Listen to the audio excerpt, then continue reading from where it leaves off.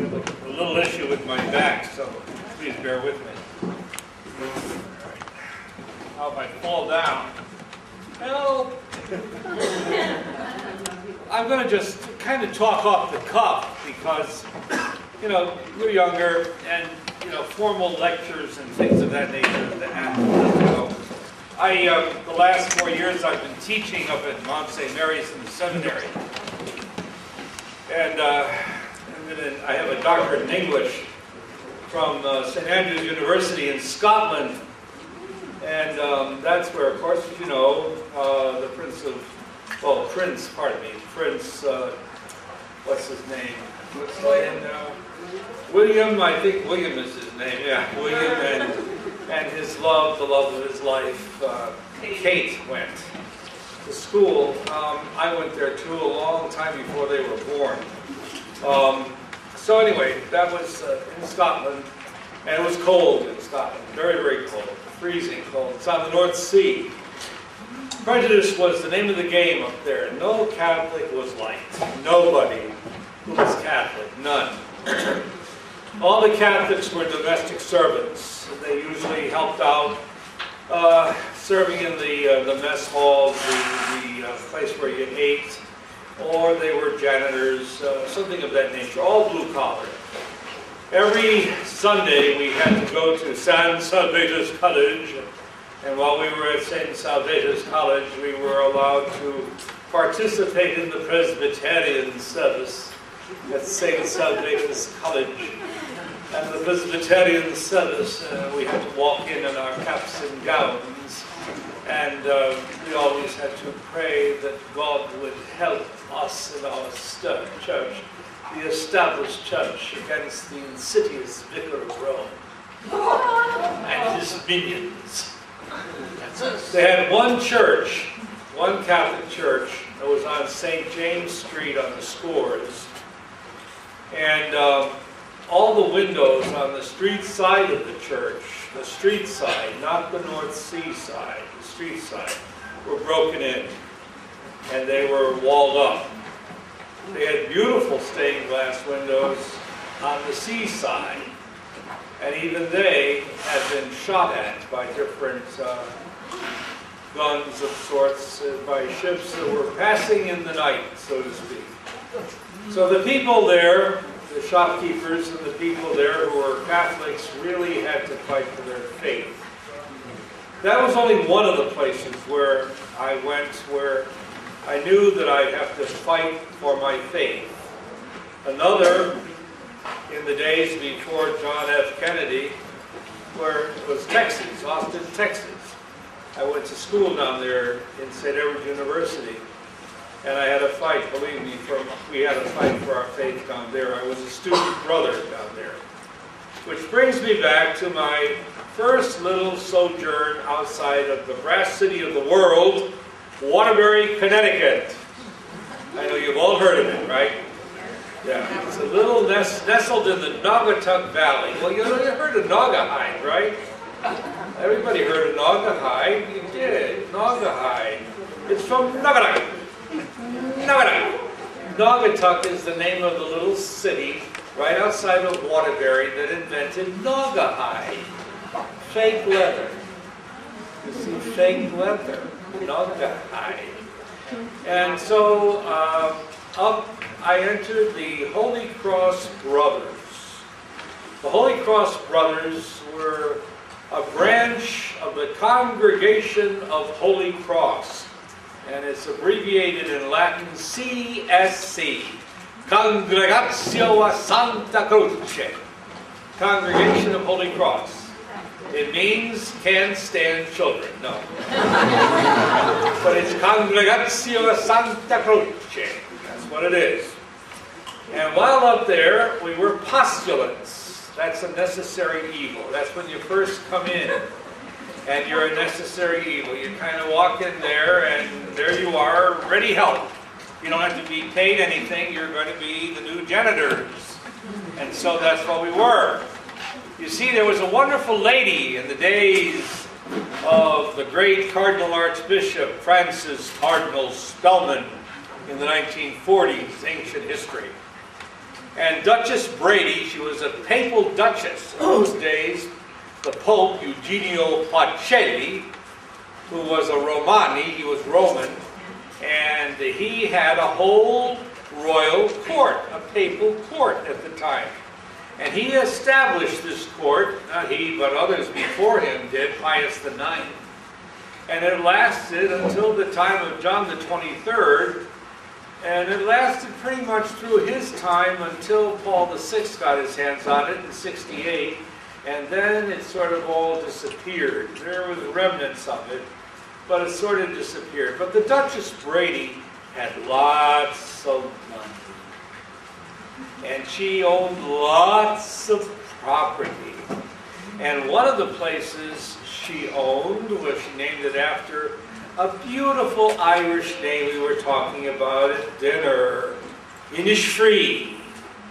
And Innisfree, of course, is the beautiful place in Ireland where The Quiet Man was filmed. Best movie of all time. Right, wonderful Innisfree, Innisfree. And that was, of course, John Wayne and Margaret O'Hara, Maggie O'Hara, etc., etc., etc. Anyway, Innisfree was the name of this big, huge mountain out on the island, a big, huge mansion out on the island that the Duchess Brady owned. And one day she was traveling outside of Albany, and she came across this beautiful home, old aristocratic home, and it was in a little town called Valatie, V-A-L-A-T-I-E, Valatie. And she gave it to the order that I eventually joined, the Teaching Brothers of Holy Cross. This is an order that was founded back in, actually in the 1840s, and it was founded by an old man, Father Dujarier, and he was so old he had to give it over to a younger guy to handle it, Father Basil Anthony Mary Morrow, whose best friend was Father Edward Sorin. Sorin was the guy Morrow sent to South Bend, Indiana to establish Notre Dame University, the University of Notre Dame. And in appreciation for that, Sorin had a big fight with Moreau and threw Moreau out of the order. The Sisters of Holy Cross picked him up and gave him a happy death and gave him a good place to live. So you see, things are not always as they should be among the chosen of Yahweh, among the chosen of God. They're not. We get into big arguments with each other, and sometimes we're the cause of a lot of embarrassment to each other. Well, we had 6 months of postulancy up in Valatie, New York, living in this beautiful home that Pope Pius XII, when he was Cardinal Pacelli, Secretary of State, visited. We lived there as postulants, and there were 30 of us that lived there.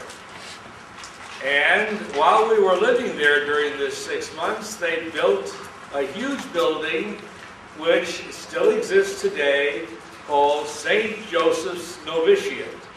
It was to be the incoming building for formation for the Holy Cross Teaching Brothers. And now it still exists. It's a center for retired brothers who need assisted living, as well as it's a retired place and a place for retreats for the Diocese of Albany. It's in Valatie, New York. It's called St. Joseph's Center. It was there that I met for the first time Dorothy Day. Now, Miss Day, we called her Miss Day, she was Mrs. Day, Miss Day. She had been married to Morin for a while there, but the two of them were living as brother and sister, and she came up in a big, heavy bathrobe. It was cold, it was the middle of the winter, and I couldn't believe it. I mean, she had on these roll-up stockings, and she had on the longest, like that, what the Indian girls wear, like, what do you call that? Braid. A braid, one big braid. It went all the way down and it dragged on the ground. And she wrapped it around her head this way, all the way around her head. And her head was out like that part of it. She had a little face. And she came in and she talked to us. She was in her bathrobe because it was warm, and her slippers.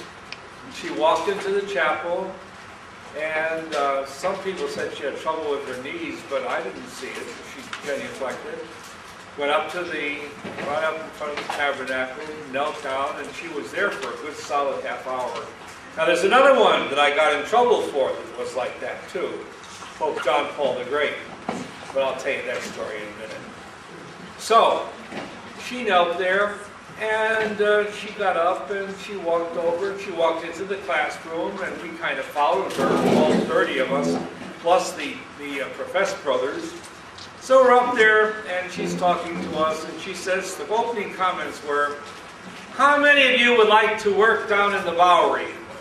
You know what the Bowery was? You know what it is? How many know what the Bowery was? The adults all do. What was the Bowery? What was the worst section of New York? We used to call them in those days, the bums hung out there. People had no clothing, people that were drunk all the time. This is before drugs even. I mean, this was, it was despicable.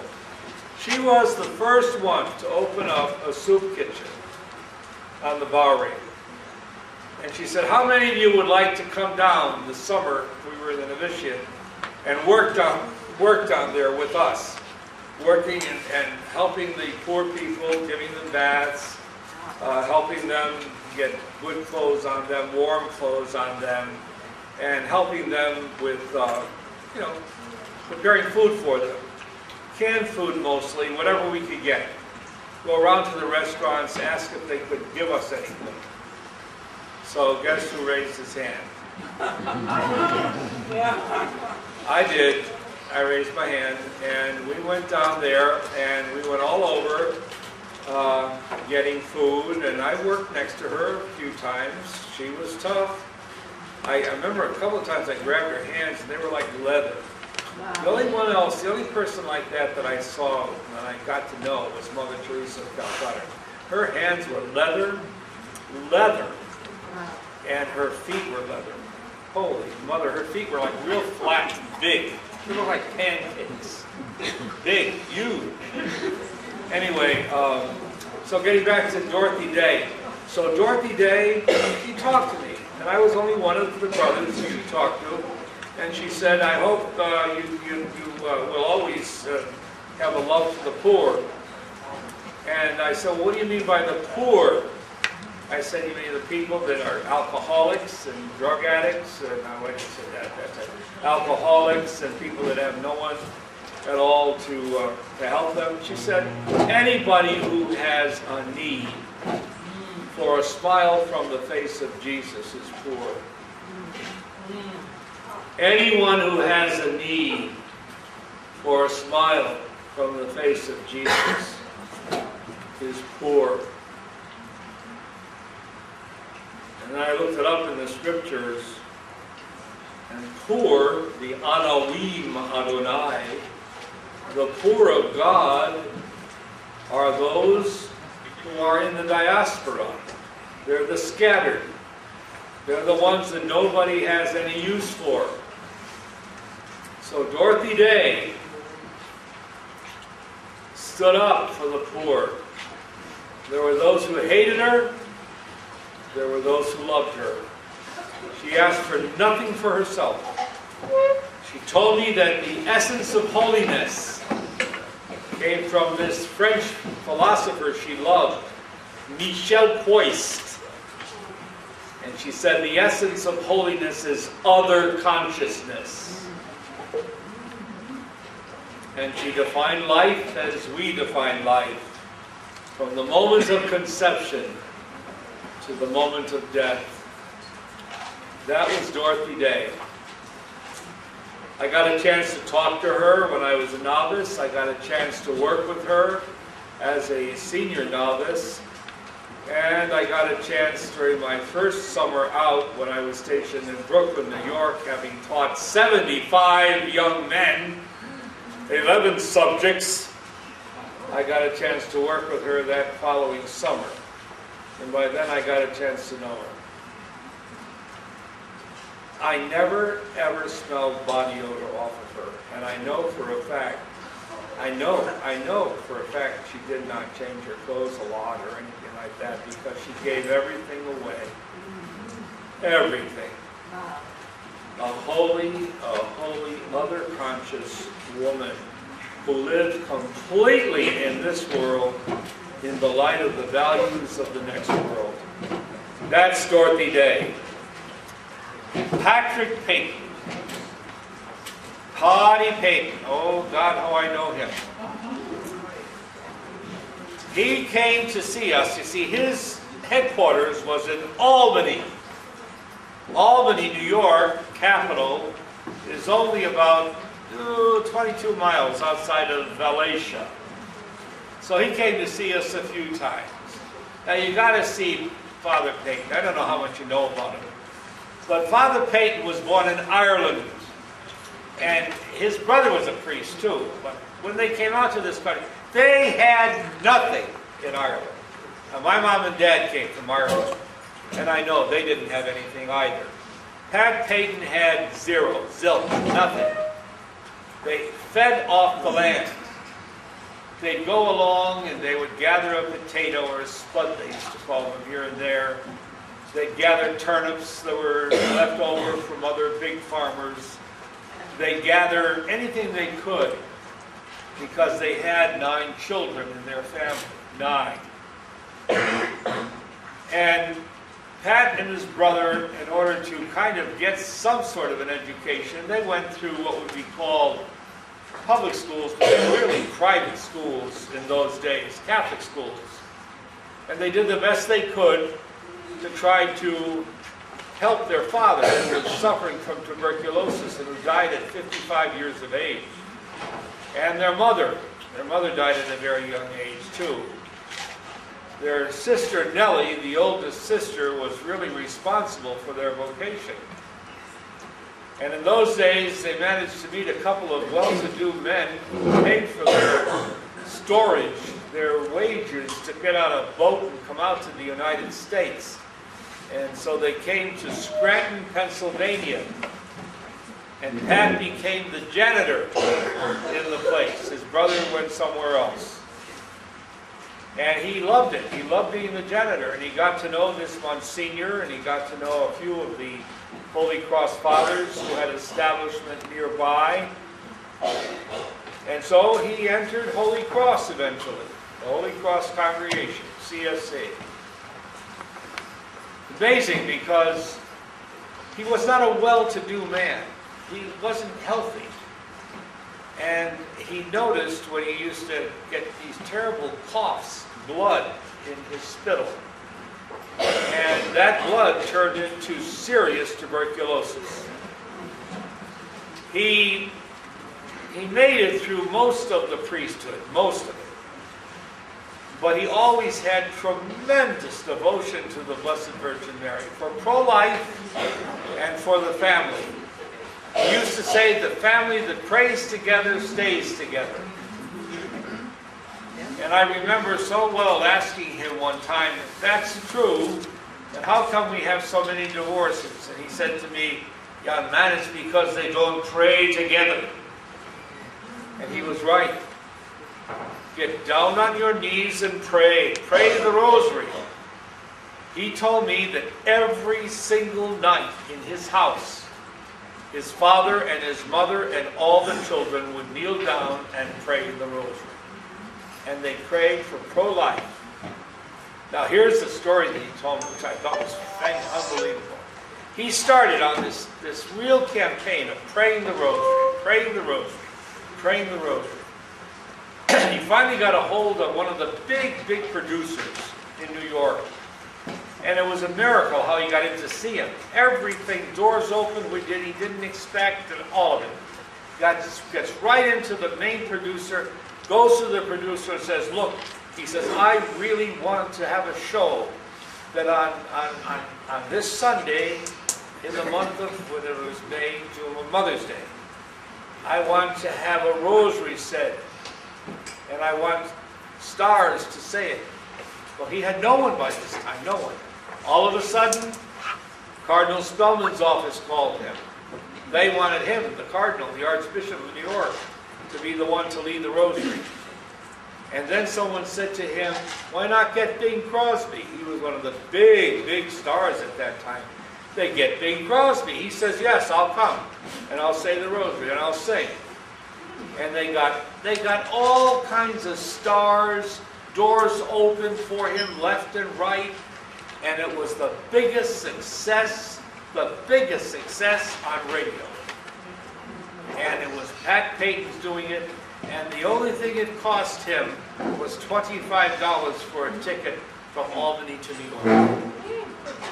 And that's the miracle that's behind prayer. Wherever there is prayer, and you have to go fight for it, and fight for what's right, you're going to get a miracle. But you have to believe. You have to believe that miracles happen. When St. Peter walked on the water, Jesus called him to himself. And he walked on that water. And the minute he took his eyes off of Christ, he began to sink. The minute we take our eyes off of the right thing, the right cause, we will begin to sink. And so, Pat Payton was a great man. And as I said, I knew him. They had to operate on him. And they took most of his shoulder away in order to give, and his rib cage, in order to give room for he had tuberculosis of the lung, for his lung to breathe. And he promised Our Lady, he promised her on his deathbed, if you let me live, I will devote my life to you and the family rosary and values and pro-life. And he did.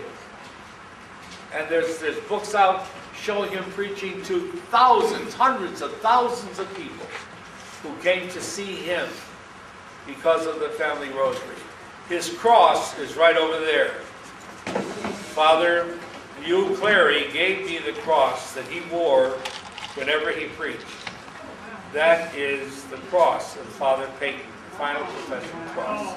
You may kiss it, you may send all these things around, but I want them back. The same way you're getting them. All right, you can go pass it around. Pass it around, Rose.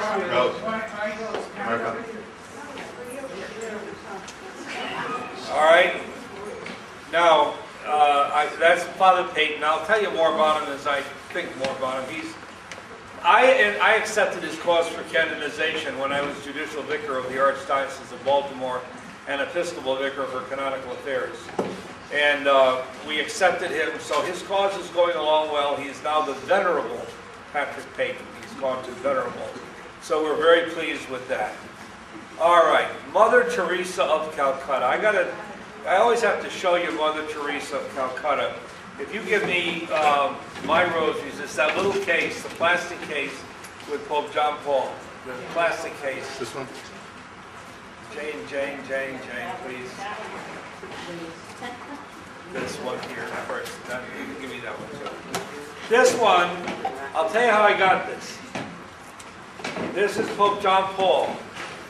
Now here's where I got to go crossing into both fields. John Paul, I was in charge of security. You want to show the pictures? Sure. I was in charge of security for Pope John Paul's visit. That's when I first met him. That's the fourth time I met him. This one. That was the first time I met him when he was Pope. That's when I met him when he was in his office, when he was Pope. And if you give that red beanie, the red one, that's his. When he came to see us as a cardinal, I was the rector of the cathedral, the Basilica in Baltimore. And I asked him if I could have his beanie. And he said, sure. And he gave it to me. So that's his beanie when he was a cardinal. All right, Cardinal Archbishop of Krakow. Now this relic, this rosary, I said to him, I was helping him get undressed. He had to take a visit when he came to Baltimore. He had to take a rest. So we were up in the Cardinal's room, Cardinal Keeler's bedroom.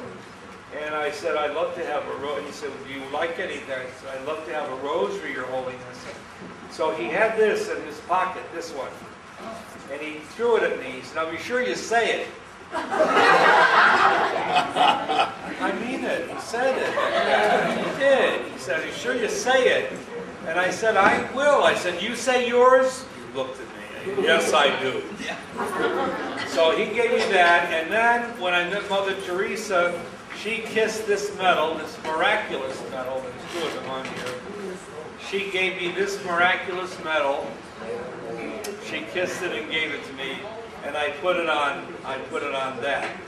And then when I said Mass over in Ireland at the shrine in Knock, I touched that to the gable where our Blessed Mother appeared. This little medal of Knock. So Pope John Paul, this was his rosary, and the medal of one came from the gable that was where Mary appeared to the poor people in the 19th century, and then that's from Mother Teresa of Calcutta, and I'll tell you about her in a minute. You can pass this around. And that's the case. That has the Pope's seal on it. And then this rosary here, Pope Benedict gave me when he became Pope. All right, that's Pope Benedict's medal. And he handed that one to me. All right? So there you go. That's Pope Benedict's seal on the outside, and that's his rosary. The other picture is me being made a core bishop by Cardinal Keeler in the Maronite Rite. And I think that was the suggestion, I have a feeling it was the suggestion of Fulton Sheen, but at any rate, I'm not going to say what. You have Fulton Sheen's Zucchetta too. The purple one is Fulton Sheen. That was his. He gave me that, took it off his head and gave it to me. This is Fulton Sheen, the purple one. All right? How am I doing with the time? Oh, you're doing just fine. All right. And this is when I was made a core bishop. And then the other thing is the cross and ring instead of a core bishop, but Fulton Sheen gave it to me. So you can take a look at that. It's straight. It was his, and he gave it to me.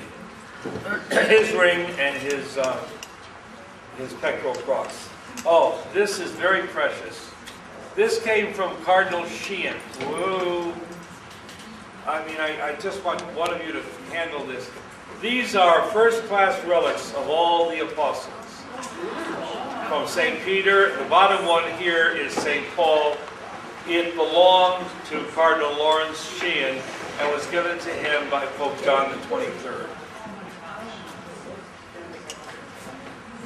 Is that pretty good stuff to show you now? You guys like that?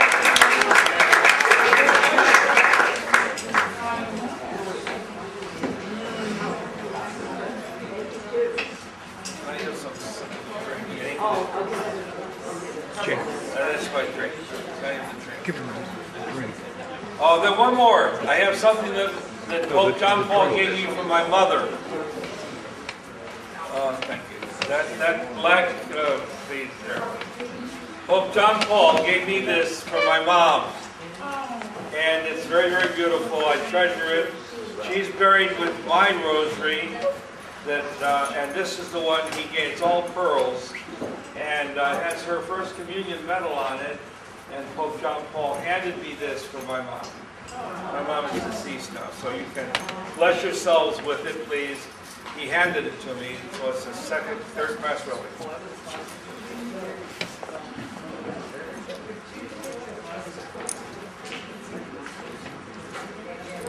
The first time I met him, Pope John Paul the Great, well, first of all, when I met Fulton Sheen, I guess I should tell you that one. That's a riot. All right, I was just my second year in the seminary. And I was at Catholic University, Theological College. And they needed us to go down, and they needed us to serve the bishops' masses. Now, this is only a couple of years after the Vatican Council ended. So most of the bishops were used to saying private masses, or, by themselves. They weren't used to celebrating. So I went down with a number of other seminarians, and I got these big trays together of little tiny cruets. You know what a cruet is? Wine and water cruets. Mass, okay? And I was trying to, we were in the hotel, going into the ballroom, and we had all little altars set up all over the ballroom. And I was trying to get the altars in one section of the ballroom set up. So I'm carrying this huge tray of wine and water cruets. God's truth now. And I went to swing around, and I was going to open the door with the left part of my behind, open the door, and all of a sudden the door swung open, and the lights went on, and I let go of the tray, and who am I looking at? I said, Jesus, Mary, and Joseph Fulton Sheehan. Oh my God, here he is. He's a saint, you know, he's going to be canonized. He's blessed. He's going to be canonized as saint. I said, oh my God, Fulton Sheehan. And he said, yes. Now sit down. Get a deep voice. Yes. Now sit down. I sat down, and he helped me put all the wine and water cruets out. And then he said to me, now you're going to have breakfast with me. You'll serve my Mass and have breakfast with me. And I said, oh yes, Archbishop, I'll be happy to. What was I going to say?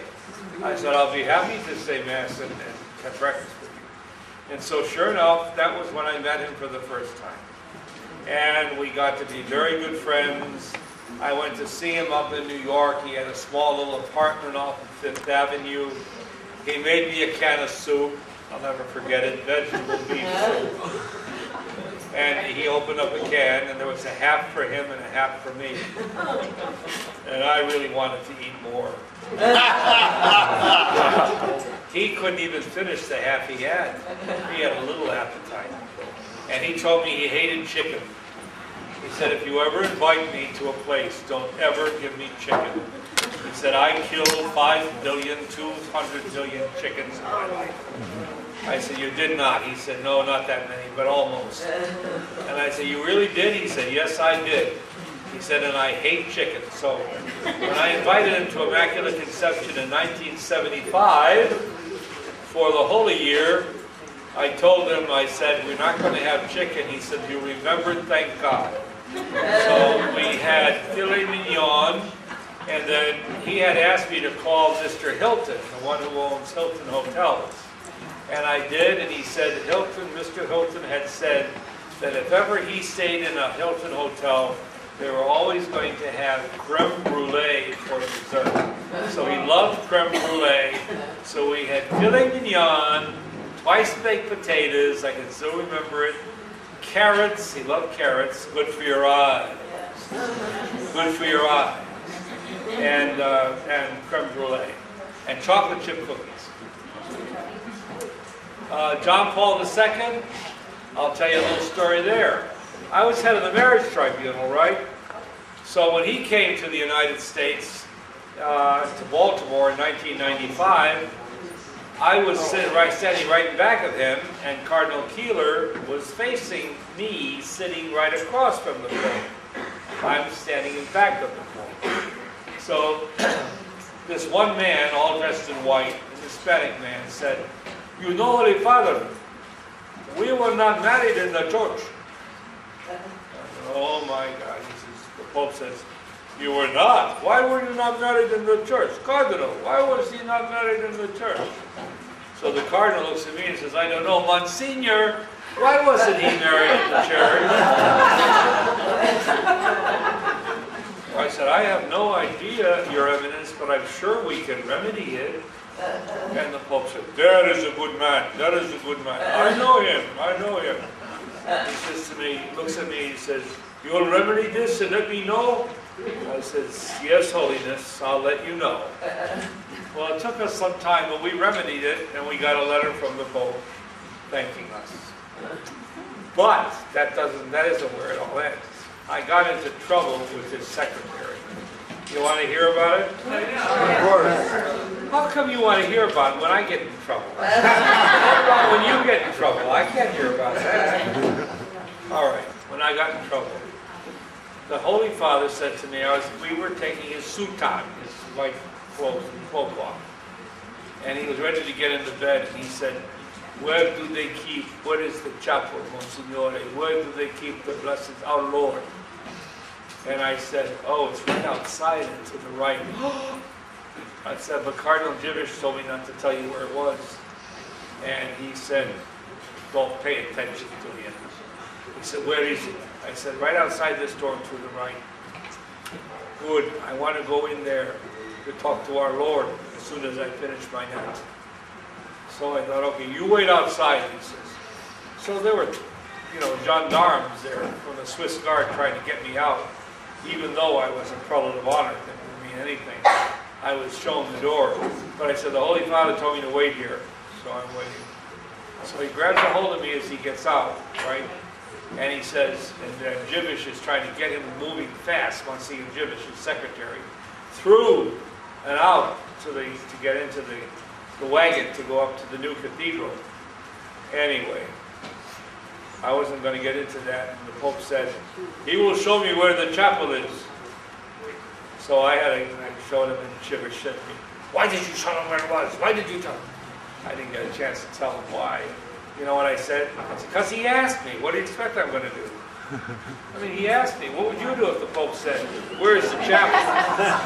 I know your secretary told me not to tell you. You can't do that. Forget it.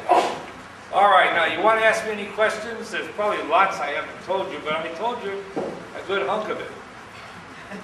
Yes.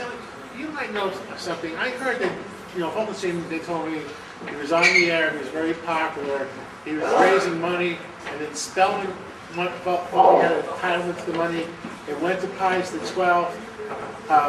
Fulton prevailed, and then after that, Spellman retaliated. First of all, how can you do that? How can you retaliate if and can you tell us a little bit more about that story? Because I never quite understood it. Well, I do know about it, yes. I don't know about it from Archbishop Sheehan. He never spoke harshly about anybody that I'm aware of in my presence or at anybody else's. I really mean that. He did not. What happened was, it was remuneration for the surplus milk that was given to the people of Germany following World War II. And at that time, Spellman wanted the office of the missions that Sheehan ran to pay for it. And in fact, it was actually a gift from the people of the United States and the government of the United States to the people of Germany. I know I was told that there was a meeting in the Holy Father's office in Rome where the Cardinal and his auxiliary appeared, and the Pope clarified the source of the gift and then blessed both of them and asked them to go home. I do know that there are all kinds of rumors about it. I do know that it was a sad state of affair because although the Archbishop never said anything at all, and to my knowledge, to give him what is his due, neither did Cardinal Spellman. That's all I can tell you. Thank you. Anyone else? These are older. Yes? Oh, that's a very, I didn't tell you that one. I certainly will. I was in, my father was a policeman, my grandfather was a policeman, my brother was a policeman, my nephew was a policeman, and I am my grandnephew as well, and I've been the executive chaplain of our Maryland State Police and chaplain of the Secret Service, National Chaplain of the Secret Service. So as a result of that, Cardinal Keeler, my Archbishop at the time, thought I'd be the best guy to represent the diocese and the church in this country in church-state affairs with cops. So I was appointed security liaison for the visit of Pope John Paul the Great, Pope, or I should say Patriarch Bartholomew of the Orthodox Church, and any of the others, including, Mother Teresa, the great stars of the world. So, when Mother Teresa came, she came to Baltimore. She came there to receive in the old cathedral. I was rector of the cathedral, the old basilica, the mother church of the country, where John Carroll is buried. Okay, the mother cathedral, the Basilica of the Assumption. And she came there and she professed her nuns, her sisters, took their final vows there. There were about 85 of them. And then I was asked, they were opening an establishment in the poorest section of Baltimore, and that's the area where there's some of the most gorgeous churches, the old churches, Catholic churches. And they were in the care of the Redemptorist Fathers. And so she was going down there to open up a home for AIDS victims. And her sisters were going to take charge of it for AIDS victims. And so I was in charge of going with her, riding in the car, and all the rest of it. Now, what do I think about her? First of all, she wore this white and blue striped gown, like all the Sisters of Charity, right? A sari, that's right, a sari. And I can tell you this, honest to God, no exaggeration. It was sewn. It was stitch upon stitch upon stitch. It was like, if ever you've been to Assisi, if any one of you have, and saw St. Francis of Assisi's habit, it looked just like that. It was all patches. Wow. All one sewn set after another. I mean, I couldn't believe it. It was all threadbare. The original, you could barely see the original. Threadbare was all sewn. She had tires for her sandals. They were pieces of a tire. Like a tire with leather over the tire, and her feet were just spread. I remember how thick her soles were. And her hands were like leather. They were just like leather. And she had on a blue woolen sweater with holes in it, and the holes had been sewn, and more holes came up. And then she had this rosary, which I have one just like it. I didn't bring it. It's from those beads they grow at the convent in Lourdes. You know those, what do they call them? Someone knows them. Jane, where's Jane? You mean bluebells? No, the beads, they're round. Jane is outside there. No, I'm here. Jane, I can't remember. not Judas beads. What are they? Jude beads? They're right from, they come right off of the tree there. And the Pope has a pair. I have a pair. Huh? Are they cranberries? No, they're actually What color are they? they're gray. I They're know. called- China berries? What are they? China berries? No, there's one name, one word for them. got some like that too. But at any rate, that's what she wore up here, and a little cross. That's all she had. I mean, shit, that was everything. And she said so many things that were, all she loved was Jesus. Jesus was everything in her life, and babies. Loved babies, loved babies. She went through the streets of Calcutta. My mother, Mary Crimmins, Kenny is her married name, was in her class in Ireland. Yeah, my mother knew her. My mother knew her. My mother died the day after she did. She said they were kids in 1987. They were kids in the Loretta Convent in Killarney, and that's where my mother graduated from. And Mother Teresa was there too. She was a student there. She was in the same class as my mom. I couldn't believe it. I got that little medal from her, and that was it. But I remember she was very simple, very, very simple. She went right out into the streets. There were drug dealers there. The cops were trying to stay around her, but she wanted me to go with her. She kept holding me by the hand, and I went with her. She had a big fishbowl full of medals. I held the medals like this, and she took them out. I blessed them for her. Yeah. Monsignor, two questions. First of all, where is Father Patrick Perry Peyton buried? He's buried at the cemetery where the Holy Cross Fathers are at Stonehill College, Where's Stonehill College? Massachusetts. In Massachusetts. Massachusetts. And as we know, Archbishop Fulton Sheen is buried in the crypt in St. Patrick's Cathedral. Yes, he But is. there's some controversy. The people from Peoria want his body moved to Peoria. Could you comment on that? What is that all about?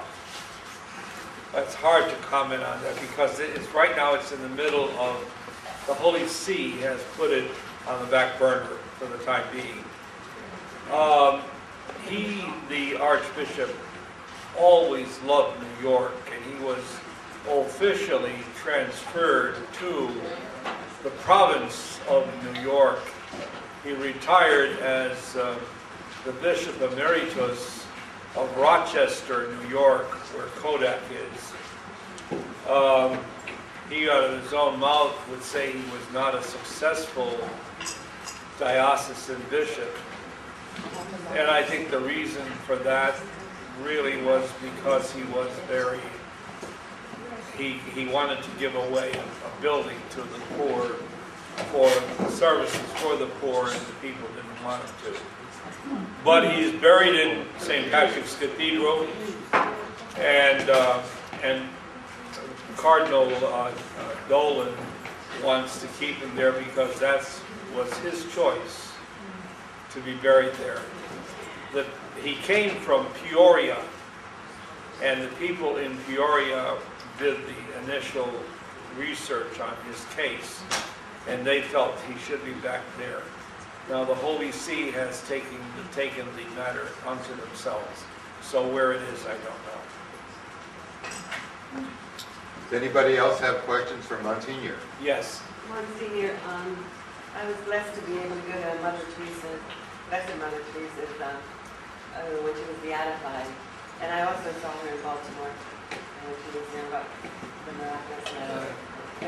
I've heard that she may be canonized in September or October. She could be. October, probably. October, more so than September, October. Do you think so? I think, yeah, I've heard rumors to that effect, yeah. And I think I also see Peyton moving up quickly. I don't know about Dorothy Day. Mother Teresa definitely moving up, and Sheehan moving up. John Paul is already John Paul the Great, and he'll be probably declared a doctor of the church. Oh, I would think so. I Yeah. saw him 3 times too. Well, I met him at least. God, I met him 8 times, Oh, 8 or 9 times, and I was happy to have dinner with him. And he's a character. He was really a character. I remember spilling something, holy water, and he spilled it really. I didn't. And I was reaching out again. And he says, "I get it, Monsignor. I get it." I wasn't going to argue with him. He's the Pope. I went on a pilgrimage to Poland and went to all the places where he was born and all I that. did a lot of stuff with Mother. I was the final judge that oversaw the canonization, the miracle that resulted in the canonization of Saint Faustina. Tell us about All right. Well, and I also have a piece of her habit, and I did have a piece of her bone, but she died of consumption in 1938. She'd been rejected by so many different communities. I mean, it was really, but she was illiterate. She couldn't either read nor write, really. She phonetically, she would, sound off the word phonetically, and that's how she would come to spell it. If you look at the diary, whenever the Lord is speaking, the phonetic, the Polish is perfectly, it's magnificent. It's classical Polish. No misspelling, nothing. It's perfect. Even the penmanship is perfect. When you look at what she writes, it's all garbled and scribbled, and not the correct. We had a very good priest. His name was Ron Patel. Ronald Pytel, yeah. And Ron was a great devotee of Blessed Faustina. And he was the pastor of Holy Rosary Church in Baltimore. And Cardinal Keeler, when Dorothy Olszewski gave the money for a shrine, an archdiocesan shrine to be made in the church to the Divine Mercy, it was Dorothy and Father that took care of making this shrine. And then they asked the Cardinal to dedicate it and make it an archdiocesan shrine. And the Cardinal asked me to go down and consecrate it. So I consecrated the shrine to Faustina. And then when we completed the hearings on Father's miracle, there was a valve in his heart that was not working. And it was miraculously, it turned out to work. And because of that, it was declared a miracle, and that resulted in her canonization. She was the first saint of the bicentennial, the year 2000, to be canonized. And I got a nice note back saying thank you for, we send over 8,000 pages of testimony. Anyone else? What did John Paul say on the day of Faustina's canonization? Let's see. What did he say to whom? What did he say? What did he say about the canonization? He said it was the happiest day of his life. The happiest, one of the happiest days of his life, yeah. He introduced the cause. He introduced Faustina's cause when he was Archbishop of Krakow. And he wanted to see that really done as soon as possible. You know, I hear people say that devotion was prohibited, and others say no, it was just suppressed. Like, was that true? And is there say that again? What was it? The Divine Mercy. Some people say it was prohibited.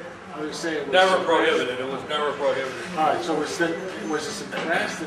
During the life of Padre Pio, yeah, there were questions about that might have been some of his thinking was asked not to be shared, but it's something like Msgr right now. Some say, well, I don't believe in it. Well, fine, you don't. I do. That's all right. Okay. Thank you. Did you like it?